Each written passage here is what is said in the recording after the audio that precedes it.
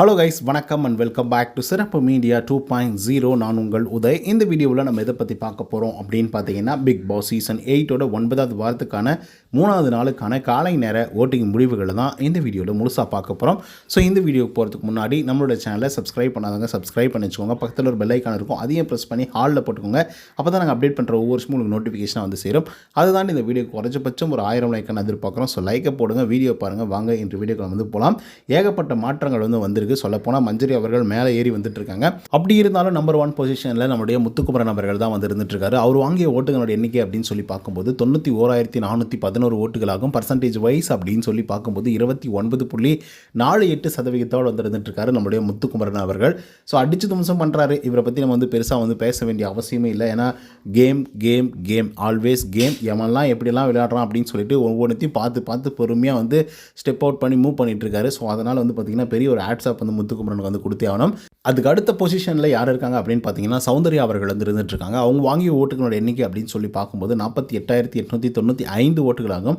Percentage wise அப்படின்னு சொல்லி பார்க்கும்போது 15.77% வந்து இருந்துட்டு இருக்காங்க நம்மளுடைய சௌந்தர்யா அவர்கள். ஸோ இவங்களுக்கு வந்து டவுன் பால் வந்து ஸ்டார்ட் ஆயிடுச்சு. எப்போ மஞ்சரி அவர்கள் அவ்வளோ கேவலமாக ஒரு புள்ளி பண்ணாங்களோ, ஸோ புள்ளி பண்ணதுக்கப்புறம் ஒட்டுமொத்த ரசிகர்களும் சேர்ந்துக்கிட்டு சௌந்தர்யாவை டவுன் பண்ண ஆரம்பிச்சிட்டாங்க. இதோட எஃபெக்ட் எங்கேருந்து தெரியுது அப்படின்னு பார்த்தீங்கன்னா, ஓட்டிங்லேயே வந்து தெரியுது. ஏன்னா நேற்றுக்கு 18% இருந்தாங்க, இப்போ வெறும் 15% வந்து வந்துட்டாங்க. ஸோ இதிலேருந்தே உங்களால் புரிஞ்சிக்க முடியும். கிட்டத்தட்ட ஓவர் நைட்டில் 3% குறையிறது அப்படிங்கிறது சாதாரணமாக எடுத்துக்க முடியாது. அதுக்கடுத்து 3வது பொசிஷனில் நம்மளுடைய ராணுவ அவர்கள் வந்து இருந்துட்டுருக்காரு. அவர் வாங்கிய ஓட்டுகளோட எண்ணிக்கை அப்படின்னு சொல்லி பார்க்கும்போது 30,947 ஓட்டுகளாகும்.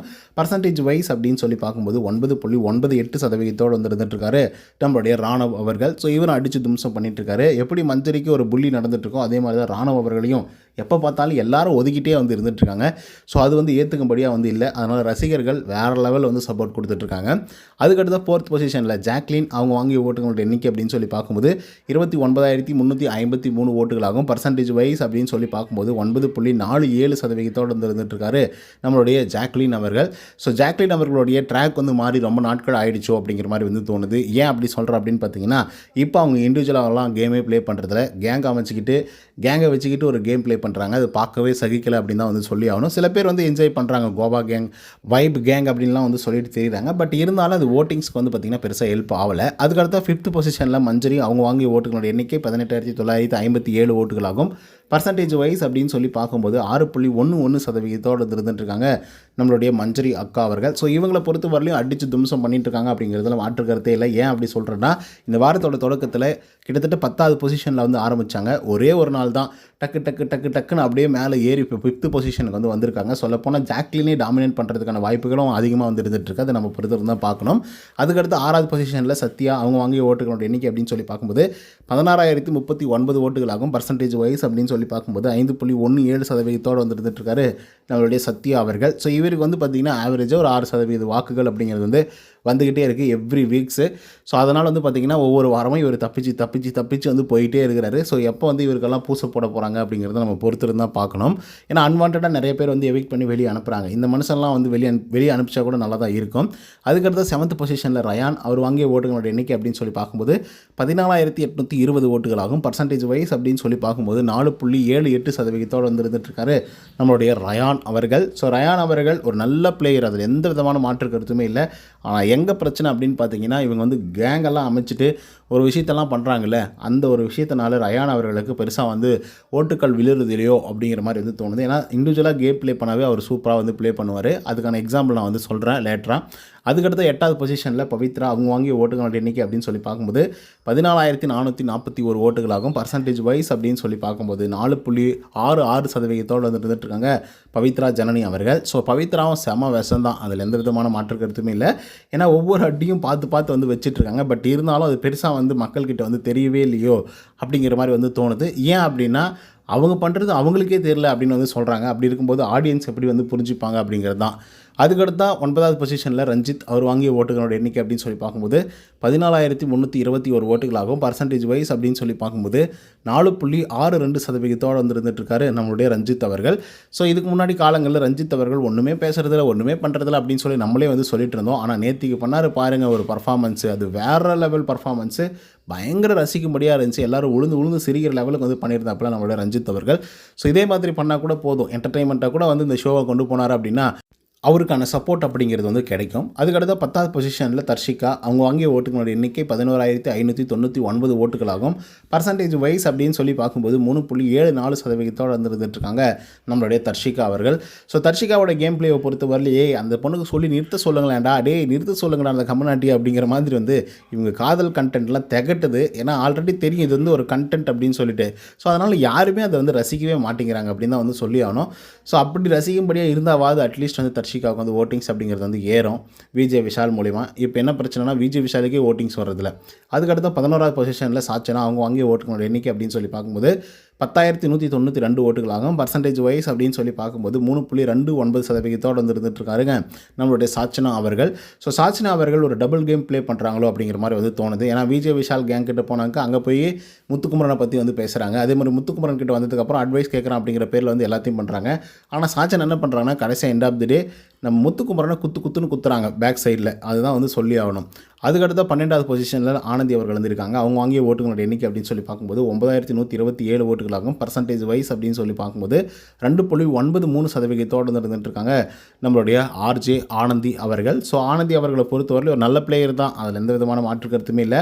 இந்த சும்மா வந்து புள்ளி பண்ணிக்கிட்டு கேவலமாக வந்து சில விஷயங்கள்லாம் பண்ணுற பிஹேவியர் பிடிச்ச சில கேர்ள்ஸ்க்கு முன்னாடி ஆனந்தி பண்ணுறது எவ்வளவோ மேலுங்க, அவ்வளோதான், வெரி சிம்பிள்.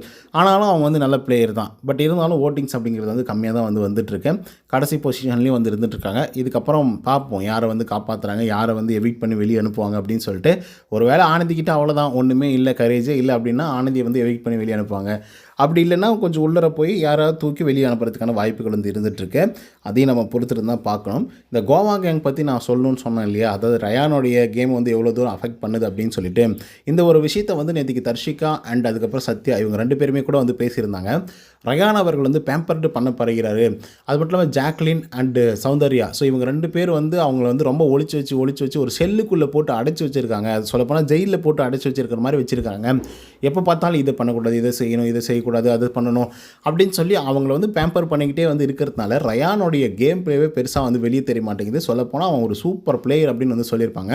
நானும் அதுதான் வந்து சொல்ல வரேன். ரயான் வேறு லெவல் பிளேயரு.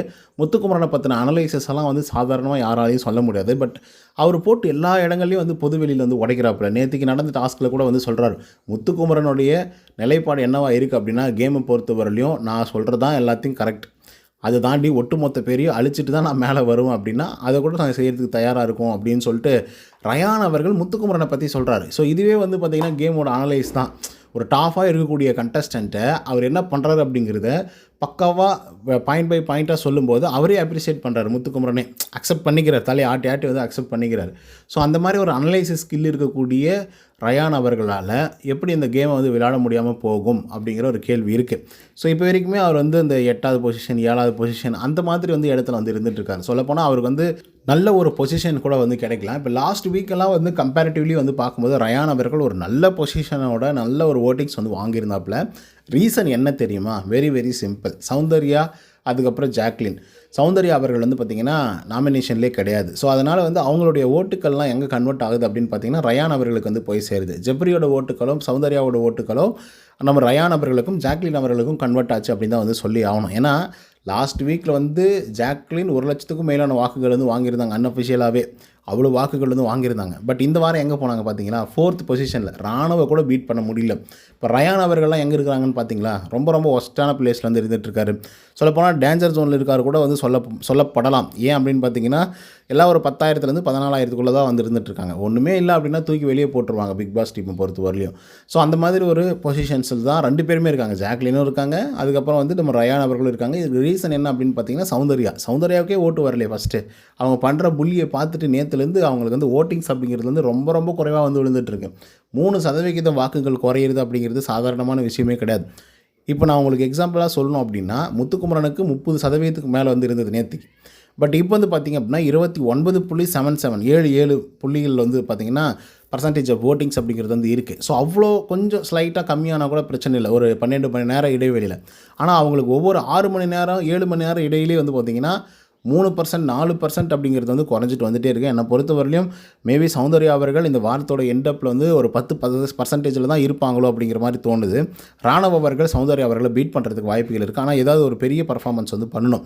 அப்படி இல்லைன்னா ஜாக்லின் அவர்களை மஞ்சரி அவர்கள் வந்து பீட் பண்ணுவாங்க. அதை நம்ம பொறுத்துட்டு தான் பார்க்கணும். ஸோ ஓகே கைஸ், இந்த வீடியோ மூலிமா யார் எந்த பொசிஷனில் இருக்காங்க, யார் எவ்வளோ ஓட்டிங்ஸ் வாங்கியிருக்காங்க அப்படிங்கிறத பற்றிலாம் இந்த வீடியோவில் முழுசாக வந்து பார்த்தோம். ஸோ இந்த வீடியோ உங்களுக்கு வந்து பிடிச்சிருந்தா இதே மாதிரி பிக் பாஸோட அப்டேட்ஸ்லாம் நீங்கள் தெரிஞ்சுக்கணும் அப்படின்னு நினச்சிங்கன்னா நம்மளுடைய சிறப்பு மீடியா 2.0 அப்படிங்கிற சேனலை சப்ஸ்கிரைப் பண்ணாதுங்க, சப்ஸ்கிரைப் பண்ணி வச்சுக்கோங்க. பக்கத்தில் ஒரு பெல் ஐக்கான் இருக்கும், அதையும் ப்ரெஸ் பண்ணி ஹாலில் போட்டுக்கோங்க. இன்னொரு தகவலுடன் சந்திக்கிறேன். Until then bye from Uday. நன்றி, வணக்கம்.